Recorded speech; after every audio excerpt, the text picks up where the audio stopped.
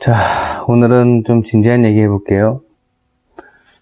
건강하고 멋진 방송을 위해서 얘기해야겠습니다. 또 마음이 무겁네요. 왜냐면 제 후배가 얼마 전에 심장의 문제로 생을 마감했어요. 그래서 이런 문제를 제가 여러분하고 진지하게 대화를 나누고 싶어서 이런 영상을 찍게 됐습니다. 왜냐면 제가 그래도 운동선수 생활을 거의 20년 가까이 했고, 또 주변의 스포츠 전문가들하고도 대화를 많이 나눴기 때문에 여러분들하고 이런 얘기를 좀 먼저 전해드리는 게 스포츠 채널을 운영하는 운영자로서 또 예의이자 또 저의 신념이라고 생각합니다. 요즘 운동 참 재밌죠? 배울 때가 참 많아요. 돈만 있으면 어떠한 강력한 스포츠도 배울 수가 있습니다. 복싱, 주짓수, 사이클, 뭐 레슬링까지도 다 배울 수가 있죠. 굉장히 힘든 운동이에요. 근데 우리가 운동 시간을 정할 때 언제를 해야 건강할 것인가? 그냥 우리가 걸어다니는 그런 다이어트를 위한 그런 훈련은 솔직히 언제 해도 상관이 없어요. 뭐 아침에 하면은 뭐 일산화탄소가 많이 나와서 안 된다. 뭐 밤에 하면은 뭐 산소가 나무에서 산소를 많이 배출해서 광합성으로 공기가 좋아서 밤에 운동을 해라. 뭐 이렇게 여러 가지 그런 우리가 1차원적인 생각을 하지 말고요. 우리가 하는 운동 강도를 먼저 생각하셔야 돼요. 건강을 생각하자면. 왜냐하면 그 강도는 그냥 건강을 떠나서 우리가 죽고 사는 문제입니다. 저도 요즘 동호인 분들하고 라이딩을 많이 해봤지만 운동 강도가 그냥 다이어트 하는 강도가 아니고 거의 프로 수준의 강도예요. 일반인으로 치자면. 맥박이 180, 190까지 넘어가는데 그게 어떻게 다이어트 목적으로 하는 훈련이라고 볼 수는 없는 거죠. 그게 지금 현실입니다. 국가대표 선수들이 하는 훈련을 받고 싶어 해요, 또. 어떤 종목이든. 저는 여러 가지 카페에 가입이 되어 있는데, 그 종목 자체를 국가대표에서, 태능선수촌에서 하던 훈련입니다. 하면 좋아서 따라 합니다. 그게 운동시간이 이른 새벽이 됐던, 늦은 밤이 됐던 코치들은 돈을 목적으로 일반인들에게 안전보다는 돈을 목적으로 강한 훈련으로 쾌감을 줄 뿐이죠.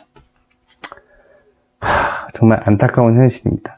그런 기본적인 거를 저는 알려드리고 싶다는 거예요. 그건 운동을 가르치는 사람이 정할 수는 없는 문제예요. 왜냐하면 내가 그런 운동장을 운영하는 그 목적이기 때문에 다 먹고 살자고 하는 짓인데 언제 오시면 안 됩니다. 언제 운동하시면 안 됩니다. 이러는 사람은 없어요. 요즘 24시간 헬스장도 있어요. 10시 이후엔 오지 마세요. 이런 헬스장 없습니다. 지금부터 진지하게 제 얘기 잘 들으세요. 얼마 전에 제 후배가 운명을 달리하고 저도 나이가 있고 해서 좀 더 전문적인 운동에 대한 그런 지식을 쌓기 위해서 일본에서 오래 생활해 오신 선배님과 통화를 나눴어요. 그분이 이런 얘기를 하더라고요. 일본의 와사다 대학이라고 있어요. 와세다 대학교. 거기 논문이 나왔는데 그 스포츠 선수들, 운동 선수들의 돌연사가 일반인들보다 20% 이상이 높다고 해요. 돌연사라 하면 자면서 수면 무호흡이라든지 쇼크, 심근경색 이런 것들이 일어나는 건데 이게 다 무리한 운동 후에 쿨다운이 잘 안 되거나 아니면 일어나자마자 새벽에 하는 훈련들이 제일 문제가 됐다는 거죠.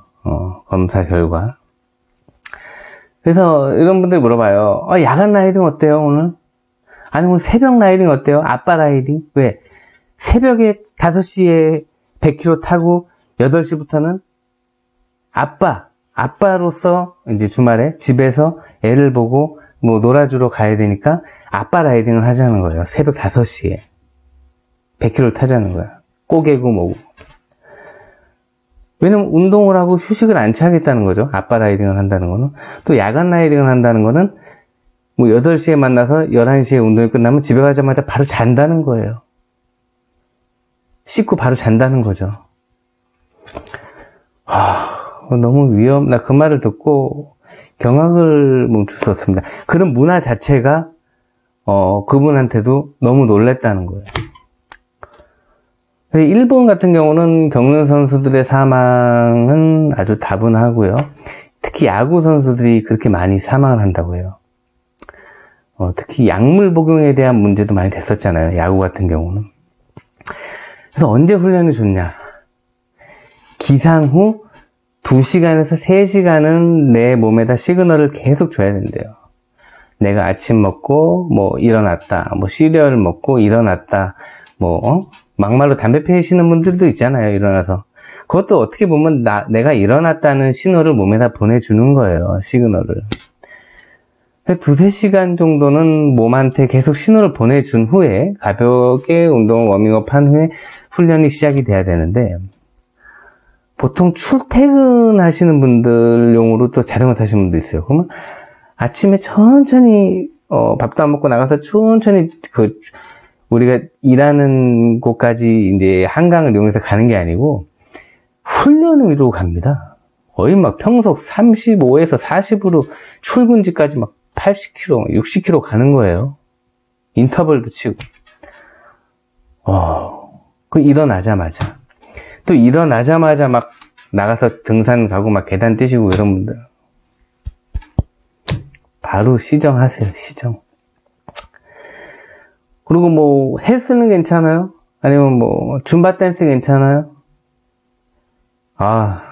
줌바 댄스 그때 한번 하는 거 봤는데 강도가 거의 국가대표 태능 선수 수준이더라고요.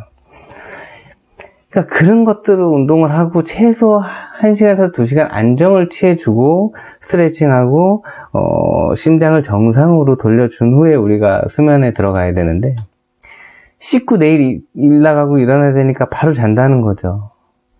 그게 바로 심장에 무리가 가고 수면 무호흡이라든지 심장에 쇼크가 올 수 있다는 거죠. 그래서 여러분들한테 운동 시간에 대한 그런 개념을 좀 잡아드리고 싶어서 이런 영상을 찍게 됐어요. 물론 현실감이 없는 건 알아요. 바쁜 거 알아요. 하지만 운동은 그만큼 소중한 거니까 시간을 내서 하시는 거지.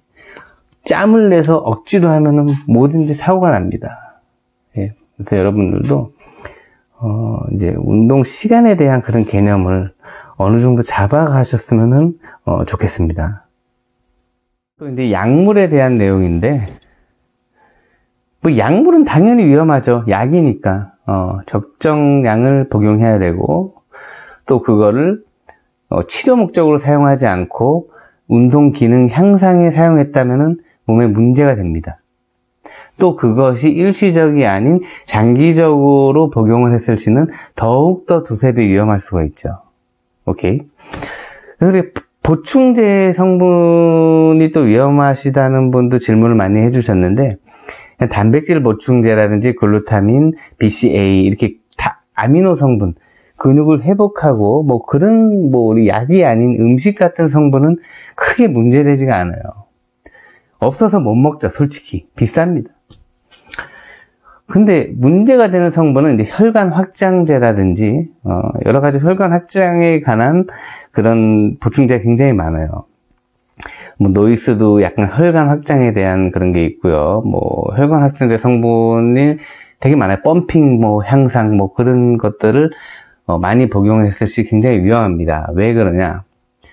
몸에서 받아들이는 혈액량은 한계가 있는데 그 혈액량이 혈류를 빨리 해줌으로써 많아지고 혈관이 확장됨으로써 산소 이런 공급들이 백혈구, 적혈구 이런 공급들이 빨라지기 때문에 그게 이제 먹어서 계속 내가 소화할 수 있으면 괜찮은데 먹고 운동도 안 하는 분들이 있어요. 다 소비를 해야 돼요. 노이스를 내가 먹었다. 그럼 먹은 만큼 몸을 소진해야 됩니다. 땀으로 다 빼고 안정화시켜줘야 돼요. 근데 먹고 운동도 그냥 반맞춤해. 그렇게 하다 보면은 뭐 겉보기에는 뭔가 향상되고 발전이 있을지 몰라도 그 내부는 굉장히 약해져 가고 있는 거예요.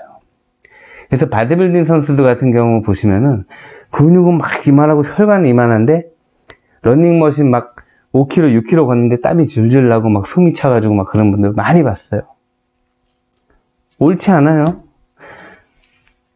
겉이 향상되면서 내부. 그래서 사이클 타시는 분들 같은 경우는 또 이 겉은 탁 마르고 뭐 힘이 하나도 없어 보이는데 심혈관이나 내장은 엄청 발전이 돼 있죠.